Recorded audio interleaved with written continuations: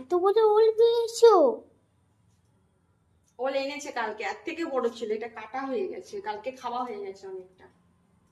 বাজার থেকে এনেছো? বাজার থেকে। আজকেও খাবো? রান্না হবে। আজকে আমিও খাবো। কি মজা কি মজা। বেশি রান্না করব বলে, আর এইটা থাকবে, কালকে আবার রান্না হবে। আচ্ছা,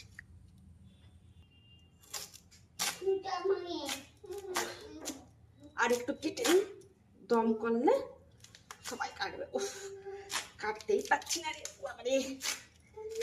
এই দেখছো, এটা কালকে খাওয়া হবে, ঠিক আছে?